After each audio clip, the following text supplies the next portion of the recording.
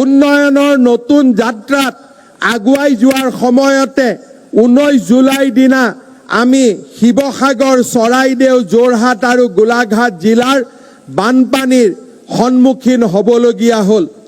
এই চাৰিওখন জিলা আৰু ৰাজ্যখনত শতাধিক লোকে প্ৰাণ হেৰুৱালে, বহু লোকৰ সম্পত্তি আৰু তেওঁলোকৰ জীৱনজোৰা সম্পদ ক্ষতি সাধন হ'ল।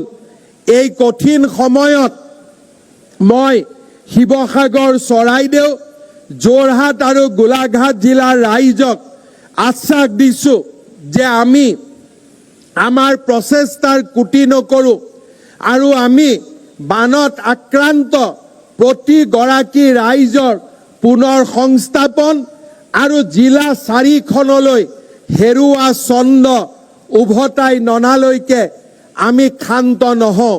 আমি আমাৰ পুনৰ সংস্থাপন, বানপীড়িত ৰাইজক সহায় কৰাৰ কামত আমি নিজক আকৌ এবাৰ আত্ম উৎসৰ্গা কৰিম আৰু প্ৰতিগৰাকী বান বিধ্বস্ত ৰাইজৰ ওচৰত আমি আমাৰ দায়িত্ব আমি অত্যন্ত সহনশীলতাৰে আমি পালন কৰিম।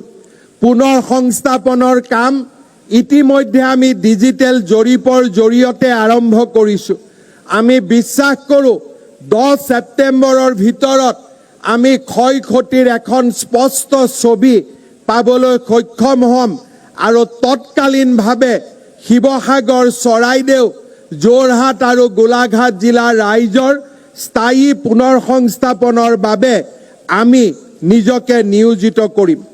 এই সময়ছোৱাত গৃহ ঋণ, শিক্ষা ঋণ, যান বাহন ঋণৰ কিস্তি পৰিশোধত 6 মাহ বিৰতি, ঋণৰ ম্যাদ বৃদ্ধি কৰা, ইন্সুৰেন্সৰ দাবীসমূহ নিষ্পত্তি কৰাৰ বাবে আমি দ্ৰুত পদক্ষেপ হাতত লৈছোঁ।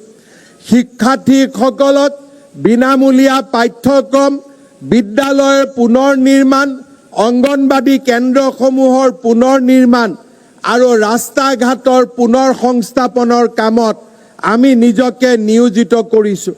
জুলাই মাহত 300 ইউনিট পৰ্যন্ত বিদ্যুতৰ মাচুল ৰেহাই দিয়াৰ উপৰিও এবছৰৰ মাটিৰ খাজনাৰ পৰাও এই 4খন জিলাক আমি ৰেহাই দিছোঁ।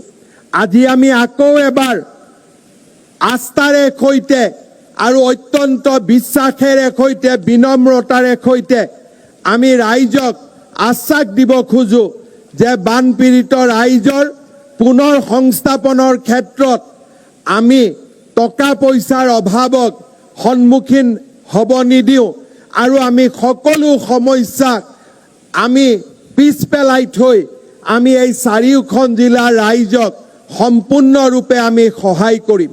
এই দুৰ্যোগৰ সময়ত কেন্দ্ৰীয় চৰকাৰে আগবঢ়োৱা সহযোগিতাৰ বাবে মই প্ৰধানমন্ত্ৰী ডাঙৰীয়াক গভীৰ কৃতজ্ঞতা প্ৰকাশ কৰিছোঁ। NDRFৰ জোৱান, SDRFৰ জোৱান, বায়ু সেনা আৰু সামৰিক বাহিনীয়ে দুৰ্যোগৰ সময়ত কৰা সহায়ৰ বাবে মই পুনৰ এবাৰ ধন্যবাদ জ্ঞাপন কৰিছোঁ। দুৰ্যোগৰ সময়ত চৰকাৰৰ লগতে অসমৰ জনসাধাৰণেও এক অনন্য মানৱীয়তা প্ৰদৰ্শন কৰিলে। স্বেচ্ছাসেৱী সংগঠন, সামাজিক আৰু ধৰ্মীয় অনুষ্ঠান, ব্যৱসায়ী, যুৱক যুৱতী, ছাত্ৰ ছাত্ৰী আৰু অসংখ্য সচেতন নাগৰিকে নিজৰ সামৰ্থ্য অনুযায়ী বানপীড়িত ৰাইজৰ কাষত থিয় দিলে। মই সকলোকে আজিৰ এই মুহূৰ্তত ৰাজ্য চৰকাৰৰ হৈ কৃতজ্ঞতা প্ৰকাশ কৰিছোঁ।